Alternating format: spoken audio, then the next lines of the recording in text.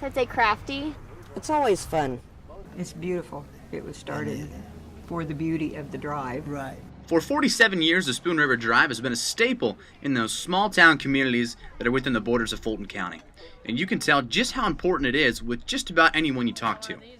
We really look forward to this time of the year, just having this traffic. It really helps us not only bring some money, but kind of get our history out there too. We've got all sorts of little things set up in the different towns that let us get our story out there. The Spoon River Drive is a non-for-profit organization that has 17 different sites draped across the county, and it has a few simple tools that gets people coming back every year. Because you never know what you're going to find from booth to booth. It's like a treasure hunt, and seeing people and meeting people. Preparation for the drive is a year-round effort, especially for a hot spot like the Red Brick School in Smithfield. You don't just come on these 4 days and expect to have it done, but we have a lot of people that are very dedicated. Nobody gets paid. We're all volunteers, and it's just a wonderful community project. The Swangles are just two of the amazing people that you will find on the drive. You know, it might be the beauty that makes you want to experience it at first, but it's the people you meet that make you want to come back every year. For News 3, I'm Drew Hoffman. We are a young student body, and it's practically happened in our backyard. When the EF4 tornado struck Washington, Illinois last year, the hearts of everyone across the nation dropped, and Western students wanted to help immediately. It was kind of a calling that I felt that had to be called, like from what we're studying in. It was something that I think myself and a lot of the other students who participated in helping out with them really felt like it was something we just had to do. When it came to how Western was able to help in the recovery, Professor Jack Rosdilsky and his class brought attention to the victims that were lost in the mix, which were the small business owners in the town of Washington. You may not remember all the things that you need to do when you're dealt a hand like this, and what Dr. Rosdilsky's class did was really pointed out to me that this is an important part of the community. Even though they did not physically suffer any damage, they are damaged. They are victims. The students not only helped the community rebuild from the ground up, but also found out what it feels like to be a part of something so devastating. A mixture of feelings. You feel sad.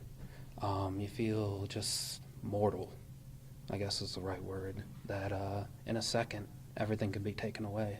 It's now been a full year since tragedy struck, and Western's presence in the Washington community is still very strong. Students still go once to twice a month. And after everything they've seen and after everything they've done, one thought comes to mind.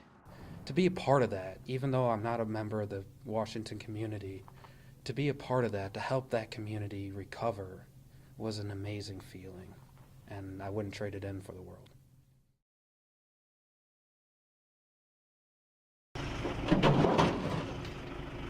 Snow and ice.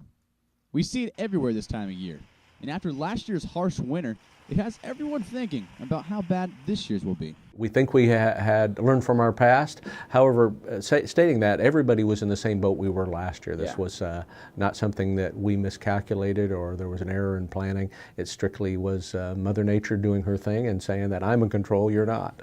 Just this past weekend, Macomb was struck with more than 5 inches of snow, but both the city and Western saw that storm coming from a mile away.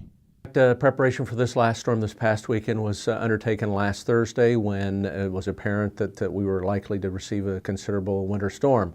You may notice there are no trucks out right now spreading any salt. Well, that's partially because when the temperature drops below 10 degrees, the effectiveness of the salt diminishes. With the temperatures going up and down, WIU Facilities Management has had to be strategic with their attack on the snow and ice as well, because they only have 14 people on staff that are responsible for cleaning up 60 acres of pavement. When you have a limited crew, you can only spread salt. We did the best we could, trying to get as much area covered as possible before the temperature dropped, knowing that we only had so many people that were already so tired that it's just we did the best we could. So we did have some ice, but it's not because we didn't see it coming and that we didn't try to address it.